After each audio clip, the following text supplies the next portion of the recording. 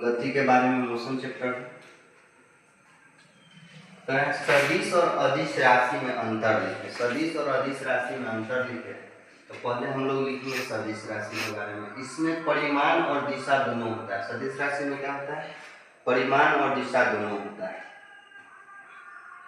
यह सदिश योग का नियम का पालन करता है। यह किसका नियम का पालन करता है? सदिश योग का नियम का पालन करता है।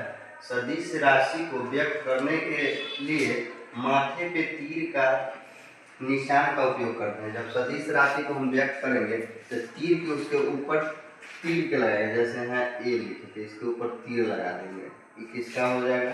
सदिश का हो जाएगा। किसका हो जाएगा? सदिश का हो जाएगा।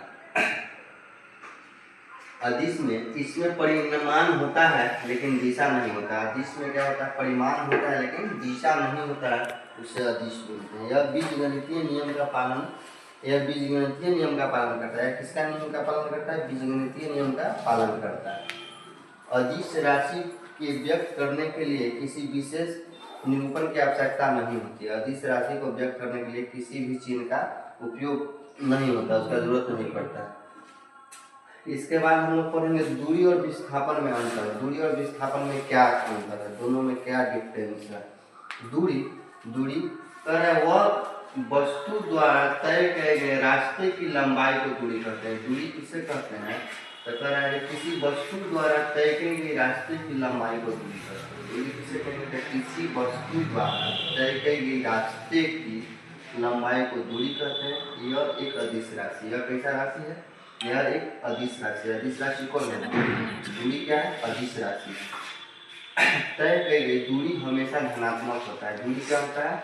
हमेशा धनात्मक होता है। दूरी जो मेरा होता है वो हमेशा धनात्मक होता है। हम विस्थापन के बारे में पढ़ेंगे। कह रहा है वस्तु के प्रारंभिक एवं अंतिम स्थिति के बीच के न्यूनतम दूरी को विस्थापन कहते हैं। विस्थापन किसे कहते हैं? तो वस्तु के प्रारंभिक एवं अंतिम स्थिति के बीच को न्यूनतम दूरी को विस्थापन करता है।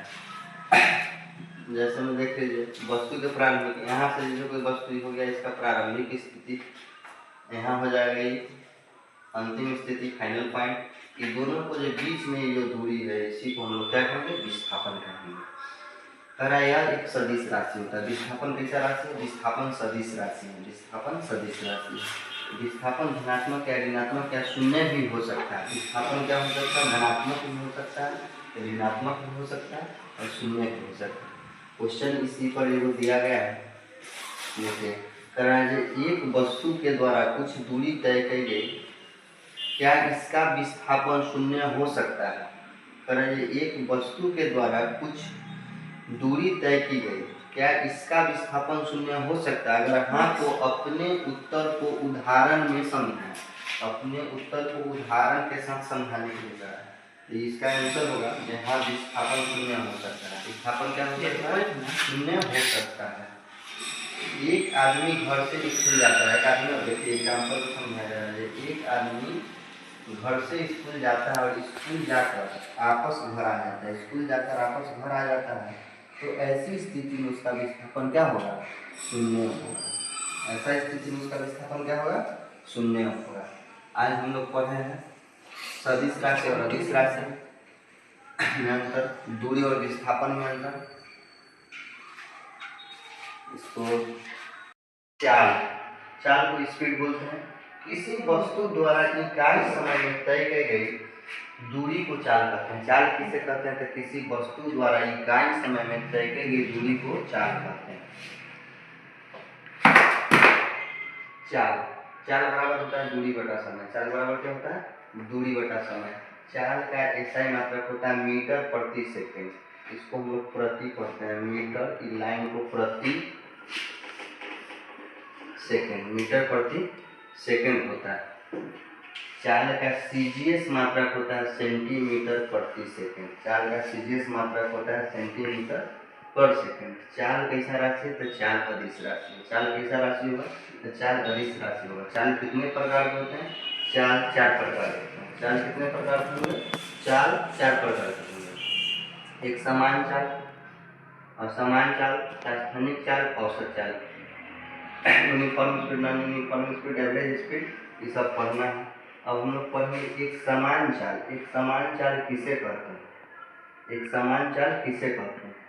जब कोई वस्तु समान समय अंतराल में, जब कोई वस्तु समान समय अंतराल में समान दूरी तय करती हो उसे एक समान चाल कहते हैं। एक समान चाल किसे कहेंगे? जब कोई वस्तु समान समय अंतराल में समान दूरी तय करती हो उसे एक समान चाल कहेंगे।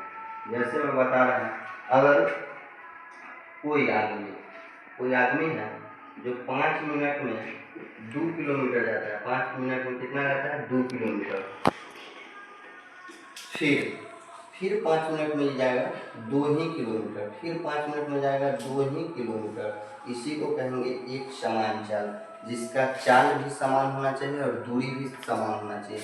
हर एक अगर 5 मिनट में 2 किलोमीटर जा रहा है तो हमेशा वो 5 किलोमीटर 2 किलोमीटर जाएगा 5 मिनट में, उसी को बोलेंगे एक समान चाल। उसका अर्थ है असमान चाल।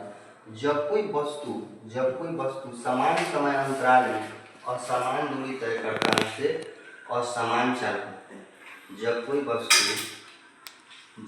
वस्तु असमान दूरी तय करे उसे असमान चाल कहते हैं। जैसे में हो जाएगा कि अगर कोई आदमी 5 किलोमीटर जाता है 10 मिनट में, फिर उसका स्पीड बढ़ा देता है, उसका दूरी कम हो जाएगा, टाइमिंग कम हो जाएगा, 5 किलोमीटर फिर 3 मिनट में चला जाएगा, उसे कहेंगे असमान चाल। उसका हम लोग को पढ़ना है तात्क्षणिक चाल। क्या पढ़ना है? तात्क्षणिक चाल। अगर किसी खास जगह पर किसी खास समय में वस्तु की चाल उसकी तात्क्षणिक चाल कहते हैं। किसी खास समय में उसका किसी खास जगह पर किसी खास समय में वस्तु की चाल उसकी तात्क्षणिक चाल कहलाती है। इसका हम लोग पढ़ेंगे एवरेज स्पीड, औसत चाल।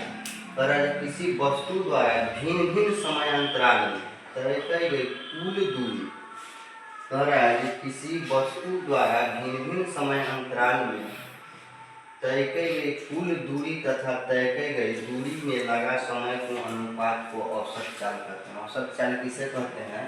तो किसी वस्तु द्वारा भिन्न भिन्न यानी कि अलग अलग समय अंतरालों में तय की गई कुल दूरी तथा तय की गई कुल दूरी में लगा समय, कुल दूरी तय करने में जो समय लगता है उसके अनुपात को औसत चाल कहते हैं।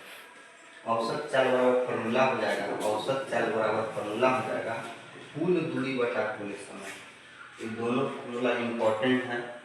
चाल बराबर हो जाएगा दूरी बटा समय, यहाँ पे हो जाएगा औसत चाल बराबर कुल दूरी बटा कुल समय।